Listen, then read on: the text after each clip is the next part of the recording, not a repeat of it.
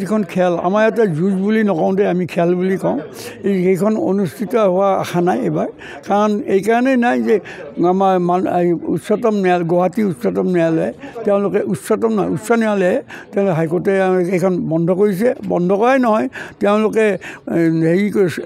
বৰ্তমানলৈকে আমি স্থগিত ৰখা বুলি ভাবিছোঁ এইকাৰণে আমি এই সূত্ৰত এটা কেছ কৰিছিলোঁ কেছটো এতিয়ালৈকে পেণ্ডিং আছে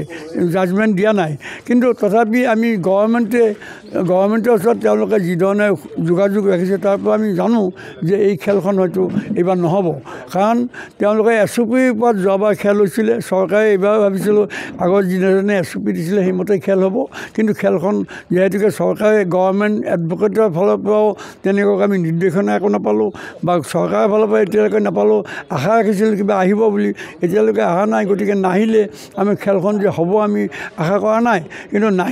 তেনেকৈ কোনো এটা নিৰ্দেশনা নোপোৱাকৈতো আমি আৰু খেল পাতিলেতো হাইকোৰ্টৰ হুকুমৰ অৱমাননা কৰা হ'ব তেতিয়া হয়তো আমাৰ ওপৰত একশ্যন হ'ব গতিকে সেইফালৰ পৰা খেল পতাটো অসুবিধা হৈছে কিন্তু আমি আশাবাদী খেল হ'ব ভৱিষ্যতে এই খেলখন আকৌ হ'ব কাৰণ হাইকোৰ্টেও আমাক নিশ্চয় আমাৰ এপিলটো মানিব এইকাৰণে মানিব যে আমাৰ এখন আমি প্ৰকৃতিপ্ৰেমীয়ে যিধৰণে এইটো উঠাইছে এই কেছটোৰ বিষয়লৈকে সেইটো কিন্তু একদম সম্পূৰ্ণ মিছা সেই আশাতে আমি সম্পূৰ্ণ আমি প্ৰিপেৰেশ্যন কৰিছিলোঁ খেলখন হ'ব বুলি ভাবিছিলোঁ আৰু যেতিয়া আমি আকৌ অৰ্ডাৰ পোৱা নাই তেতিয়া আমি কেছ কৰিছিলোঁ কেছ কৰাৰ পিছতো কেছটো পেণ্ডিং ৰাখিছে তেওঁলোকে এতিয়ালৈকে জাজমেণ্ট দিয়া নাই আমি আশা ৰাখিছোঁ ভৱিষ্যতে আমি জাজমেণ্টটো পাম আমাৰ ফালে পাম আৰু এইটো এতিয়া এইবেলিতো এই মুহূৰ্ততো অনুষ্ঠিত হোৱাৰ কোনো আশা দেখা নাই এইখিনি গতিকে সেইফালৰ পৰা হয় হয় এইটো ধৰা এইটোৱে কাৰণ আছিল যে আমি তেতিয়ালৈকে যোৱাবাৰ যেনেকৈ SOP চৰকাৰে দিছিলে সেই SOP মতে আমাক আকৌ এখন SOP দিব সেইমতে আমি খেল হ'ব বুলি আমি ভাবিছিলোঁ আৰু সেই হিচাপে চৰাই ধৰিব লাগিব কেইদিনমান আগতে ধৰা মানে কি তেওঁলোকে মন্দিৰৰ আশে পাশে ঘূৰি থাকে তাৰপৰা ধৰি নি পেলাই কল চল খুৱাই কেইদিনমান ৰাখে আৰু সেইদিনা খেলৰ দিনাখন দুটাকৈ হেৰি কৰে খেলিবলৈ দিয়া হয় গতিকে সেই ভিত্তিত আমি সেইটো দিছিলোঁ কিন্তু আমি এইটো আশা ৰাখিছিলোঁ আৰু এতিয়াও যদি কিবা আহে চৰাই ধৰা আছিল কিবা যদি গভৰ্ণমেণ্টৰ ফালৰ পৰা কিবা আহে অৰ্ডাৰ যে এইটো SOP দিয়ে খেল পাতিবলৈ দিয়ে আমি পাতিব পাৰোঁ কিন্তু হাইকোৰ্টে কমপ্লিটলি বন্ধ কৰি দিছে আৰু হাইকোৰ্টৰ নিৰ্দেশ মানিবই লাগিব আমি অৱমাননা কৰিব নোৱাৰোঁ সেইফালৰ পৰা এতিয়ালৈকে খেল হ'ব বুলি ভবা নাই গভৰ্ণমেণ্ট এটা দিন আছে গতিকে সেইফালৰ পৰা আমি আশা ৰাখিছোঁ যদি আহে আমি খেল পাতিব পাৰিম আজি আমাৰ চৰাই তৰাই আছে গতিকে খেল পতাত কোনো আপত্তি নাই কিন্তু এতিয়ালৈকে আমি কোনো ধৰণৰ পোৱা নাই আচলতে আমি অতি দুখেৰে জনাওঁ যে বুলবুলি খেল এইবেলিও আমি অনুষ্ঠিত কৰিব নোৱাৰিম ঠিক যেনেকৈ 2015 চনত আমি আইনৰ প্ৰতি সন্মান জনাই খেল বন্ধ ৰাখিছিলোঁ কিন্তু যোৱাবেলি উচ্চতম ন্যায়ালয়ৰ এক ৰায়ৰ ভিত্তিতে অসম চৰকাৰৰ পৰা